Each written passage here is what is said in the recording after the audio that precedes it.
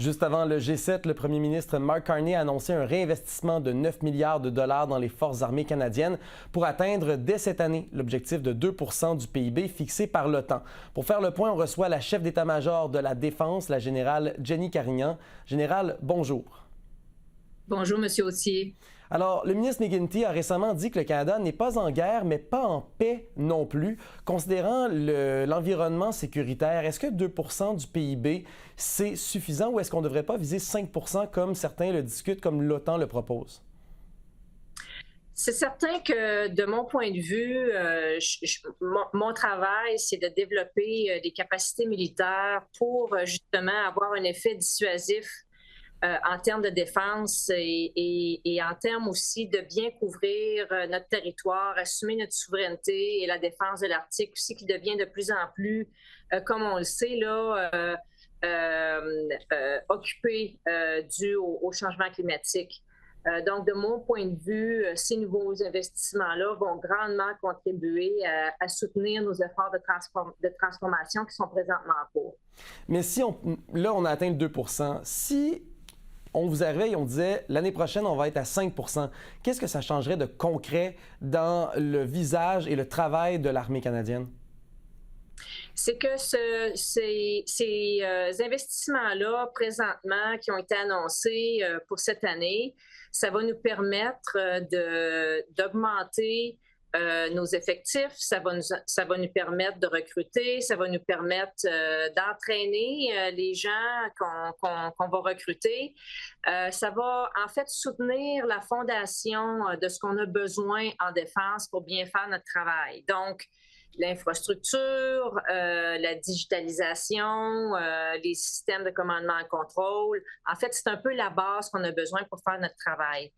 Des investissements additionnels vont être requis pour des nouvelles capacités qu'on va avoir besoin dans le futur pour faire face aux menaces actuelles et futures, comme par exemple les sous-marins pour bien assumer la défense de nos côtes et aussi diverses autres technologies, comme par exemple dans l'espace, pour être capable d'avoir une bonne connaissance de détection pour le territoire canadien. Donc, il y a beaucoup de besoins auxquels on pourrait répondre avec des sommes additionnelles. Par contre, le premier ministre Mark Carney a dit qu'il voulait diminuer la dépendance face aux États-Unis pour ce qui est de l'approvisionnement militaire. Là, il y a des discussions avec Washington sur une entente de sécurité et il y a des discussions autour du bouclier doré. J'aimerais savoir, vous qui êtes à la tête de l'armée et qui devez assurer la sécurité du Canada, est-ce que c'est un outil qui est nécessaire pour assurer la sécurité du pays? C'est certain qu'il faut avoir des capacités souveraines pour s'assurer qu'on affecte une bonne défense pour les Canadiens. Donc, c'est clair que le premier ministre veut qu'on axe nos efforts vers le développement de capacités souveraines, comme par exemple la munition, la fourniture d'armes. Donc, il y a beaucoup de choses qu'on peut produire ici au Canada qui, en fait, vont nous permettre d'avoir des capacités à laquelle on a accès rapidement à travers notre industrie. Donc, les nouveaux investissements aussi, c'est vraiment une approche globale qui inclut aussi le complexe industriel de la défense au Canada, ce qui est extrêmement important pour n'importe quelle nation souveraine. Mais qu'en est-il du bouclier doré? Ce serait des investissements importants. C'est un outil de protection pour le pays. Vous, est-ce que vous estimez que la participation au bouclier doré, c'est essentiel pour assurer notre sécurité contre les menaces actuelles et les menaces futures, comme vous le disiez? Le bouclier doré, ce qu'il faut comprendre, c'est que c'est un plan qui est américain. Nous, le contexte dans lequel on regarde aux capacités de défense de notre espace aérien, maritime et sous-marin, c'est vraiment aussi dans le contexte de NORAD et la façon dont on travaille conjointement avec les Américains pour la défense du continent.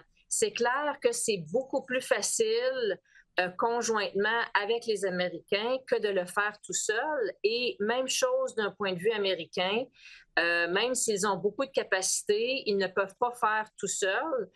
Donc, la contribution qu'on amène à la défense, par exemple, et la détection des menaces qui peuvent arriver de l'Arctique, c'est absolument essentiel à la défense américaine aussi.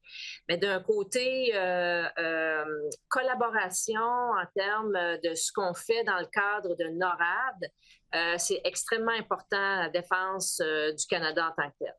Vous parlez de NORAD et vous m'amenez à un sujet quand même qui est important, les F-35. J'aimerais savoir, est-ce que, selon vous, cet avion-là répond aux besoins des forces canadiennes? Et considérant NORAD, considérant l'interopérabilité, est-ce que c'est un appareil dont on devrait vraiment se doter?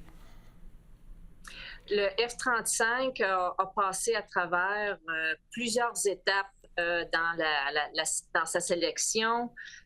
C'est clair qu'on travaille sur une nouvelle plateforme pour les forces canadiennes depuis 1997, dont les études en termes d'une nouvelle plateforme envers le F-35 aussi sont en cours depuis 1997.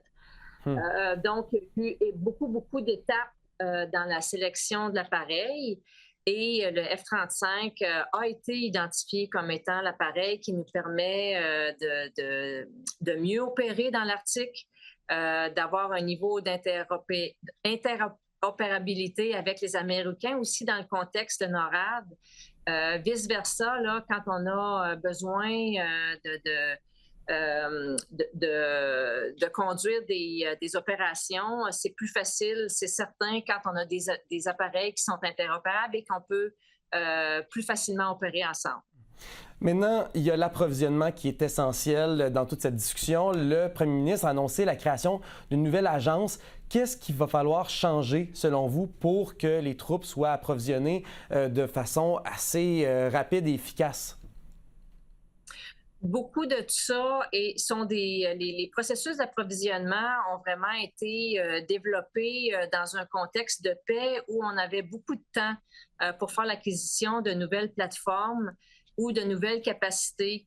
Ce n'est plus le cas maintenant. La technologie avance très rapidement.